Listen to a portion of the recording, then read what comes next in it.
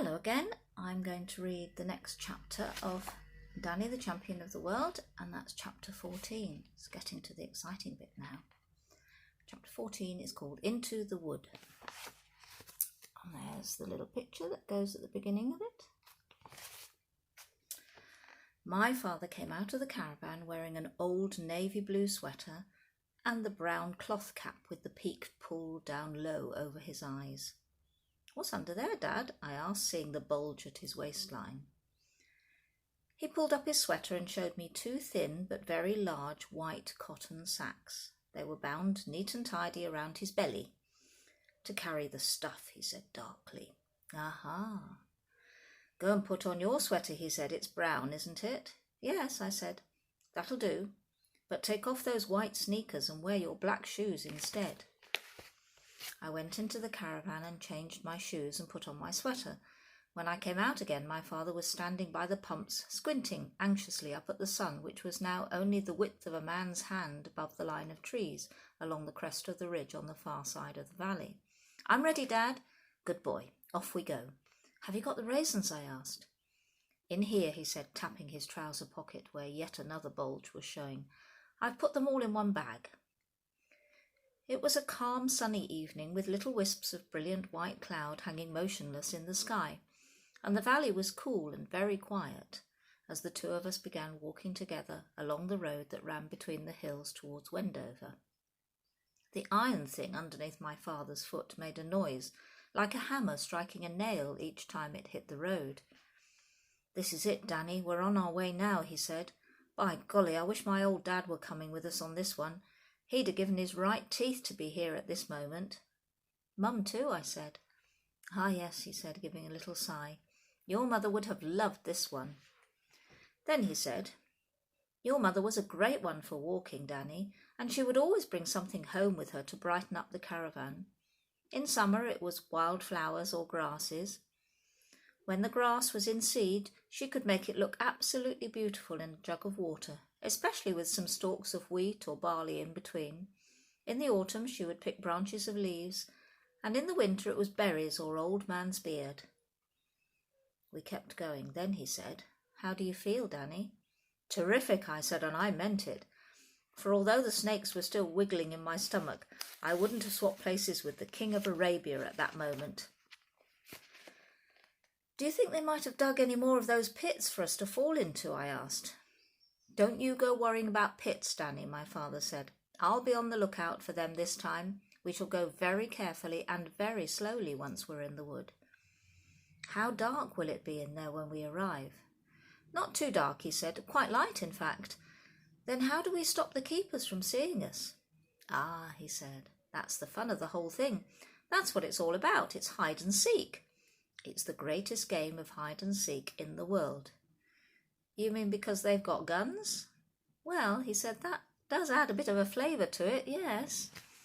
We didn't talk much after that, but as we got closer and closer to the wood, I could see my father becoming more and more twitchy as the excitement began to build up in him. He would get hold of some awful old tune, and instead of using the words, he would go tum tiddly tum tum tum tum over and over again. Then he would get hold of another tune and go pom piddly pom pom pom pom, pom piddly pom pom pom. As he sang, he tried to keep time with the tap tap of his iron foot on the roadway. When he got tired of that, he said to me, "I'll tell you something interesting about pheasants, Danny. The law says they're wild birds, so they only belong to you when they're on your own land. Did you know that?" "I didn't know that, Dad." "So if one of Mr. Hazel's pheasants flew over and perched on our filling station," he said, "it would belong to us. No one else would be allowed to touch it." "You mean even if Mr. Hazel had bought it himself as a chick?" I said. "Even if he had bought it and reared it in his own wood?" "Absolutely," my father said. "Once it flies off his own land, he's lost it. Unless, of course, it flies back again. It's the same with fish. Once a trout or a salmon has swung out of your stretch of the river into somebody else's, you can't very well say, 'Hey, that's mine, I want it back,' can you?" "Of course not," I said. "But I didn't know it was like that with pheasants." "It's the same with all game," my father said. "Hare, deer, partridge, grouse, you name it." We had been walking steadily for about an hour and a quarter, and we were coming to the gap in the hedge where the cart track led up the hill to the big wood where the pheasants lived. We crossed over the road and went through the gap. We walked on up the cart track, and when we reached the crest of the hill, we could see the wood ahead of us, huge and dark with the sun going down behind the trees, and little sparks of gold shining through. "No talking, Danny, once we're inside," my father said. "Keep very close to me and try not to go snapping any branches." 5 minutes later we were there. Look, they're going into the wood there in that picture. Can you see? The wood skirted the edge of the track on the right-hand side, with only the hedge between it and us. "Come on," my father said, "in we go." He slipped through the hedge on all fours, and I followed. It was cool and murky inside the wood. No sunlight came in at all. My father took me by the hand, and together we started walking forward between the trees. I was very grateful to him for holding my hand. I had wanted to take hold of his the moment he entered the wood, but I thought he might disapprove. My father was very tense. He was picking his feet up high and putting them down gently on the brown leaves. He kept his head moving all the time, the eyes sweeping slowly from side to side, searching for danger. I tried doing the same, but soon I began to see a keeper behind every tree, so I gave it up. We went on like this for maybe 4 or 5 minutes, going slowly deeper and deeper into the wood. Then a large patch of sky appeared ahead of us in the roof of the forest, and I knew that this must be the clearing. My father had told me that the clearing was the place where the young birds were introduced into the wood in early July, where they were fed and watered and guarded by the keepers, and where many of them stayed from force of habit until the shooting began. "There's always plenty of pheasants in the clearing," my father had said. "And keepers, Dad?" "Yes," he'd said, "but there's thick bushes all around, and that helps." Now they're crawling on their hands and knees. There's Danny, and there's his dad. The clearing was about 100 yards ahead of us. We stopped behind a big tree while my father let his eyes travel very slowly all around. He was checking each little shadow and every part of the wood within sight. "We're going to have to crawl the next bit," he whispered, letting go of my hand. "Keep close behind me all the time, Danny, and do exactly as I do. If you see me lie flat on my face, you do the same, right?" "Right," I whispered back. "Off we go then, this is it." My father got down on his hands and knees and started crawling. I followed. He moved surprisingly fast on all fours, and I had quite a job to keep up with him. Every few seconds he would glance back to me to see if I was all right, and each time he did so I gave him a nod and a smile. We crawled on, and then at last we were kneeling safely behind a big clump of bushes right on the edge of the clearing. My father was nudging me with his elbow and pointing through the branches at the pheasants. The place was absolutely stiff with them. There must have been at least 200 huge birds strutting around among the tree stumps. "You see what I mean?" he whispered. It was a fantastic sight. A poacher's dream come true, and how close they were. Some of them were not 10 paces from where we knelt. The hens were plump and creamy brown. They were so fat their breast feathers almost brushed the ground as they walked.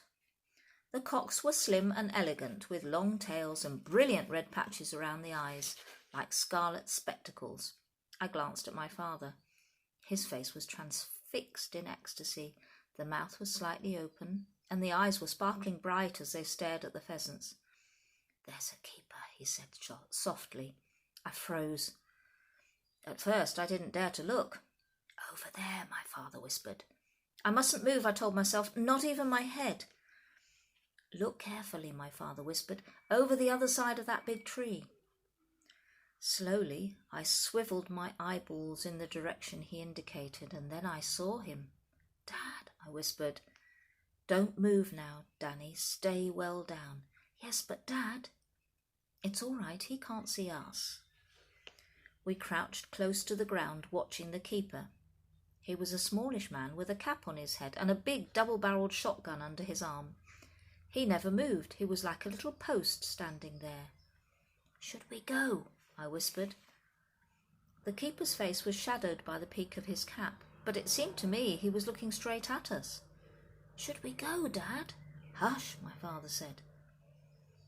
Slowly, never taking his eyes from the keeper, he reached into his pocket and brought out a single raisin.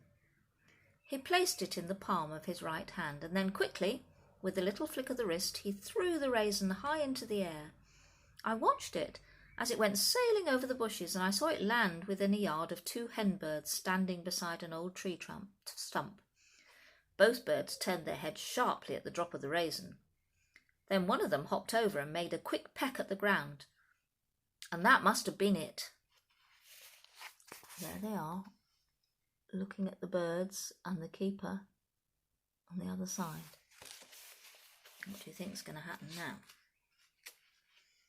Got to turn the page. I looked at the keeper. He hadn't moved. I could feel a trickle of cold sweat running down one side of my forehead and across my cheek. I didn't dare lift a hand to wipe it away. My father threw a second raisin into the clearing, then a third, and a fourth and a fifth. It takes guts to do that, I thought. Terrific guts. If I'd been alone, I would never have stayed there for 1 second. My father was in a sort of poacher's trance. For him, this was it. This was the moment of danger, the biggest thrill of all. He kept on throwing the raisins into the clearing, swiftly, silently, one at a time. Flick went his wrist, and up went the raisin, high over the bushes to land among the pheasants. Then all at once I saw the keeper turn his head away to inspect the wood behind him. My father saw it too. Quick as a flash, he pulled the bag of raisins out of his pocket and tipped the whole lot into the palm of his right hand. "Dad," I whispered, "don't." But with a great sweep of the arm, he flung the entire handful way over the bushes into the clearing. They fell with a soft little patter like raindrops on dry leaves, and every single pheasant in the place must have heard them fall. There was a flurry of wings and a rush to find the treasure. And there's the birds all running to catch their raisins. The keeper's head flicked round as though there were a spring inside his neck. The birds were all pecking away madly at the raisins. The keeper took 2 quick paces forward, and for a moment I thought he was going in to investigate. But then he stopped, and his face came up, and his eyes began travelling slowly round the edge of the clearing. "Lie down flat," my father whispered. "Stay there, don't move an inch." I flattened my body against the ground and pressed one side of my face into the brown leaves. The soil below the leaves had a queer, pungent smell, like beer. Out of one eye I saw my father raise his head just a tiny bit to watch the keeper. He kept watching him. "Don't you love this?" he whispered to me. I didn't dare answer him. We lay there for what seemed like 100 years. At last I heard my father whisper, "Panic's over. Follow me, Danny. But be extra careful, he's still there, and keep down low all the time." He started crawling away quickly on his hands and knees. I went after him. I kept thinking of the keeper who was somewhere behind us. I was very conscious of that keeper, and I was also very conscious of my own backside and how it was sticking up in the air for all to see. I could understand now why poacher's bottom was a fairly common complaint in this business. We went along on our hands and knees for about 100 yards. "Now run," my father said. We got to our feet and ran, and a few minutes later we came out through the hedge into the lovely open safety of the cart track. "It went marvellously," my father said, breathing heavily. "Didn't it go absolutely marvellously?" His face was scarlet and glowing with triumph. "Did the keeper see us?" I asked. "Not on your life," he said. "And in a few minutes the sun will be going down and the birds will all be flying up to roost, and that keeper will be sloping off home to his supper. Then all we've got to do is go back in again and help ourselves. We'll be picking them off the ground like pebbles." He sat down on the grassy bank below the hedge. I sat down close to him. He put an arm round my shoulders and gave me a hug. "You did well, Danny," he said. "I'm right proud of you." And that's the end of that chapter. I'll read the next one next time. Bye for now.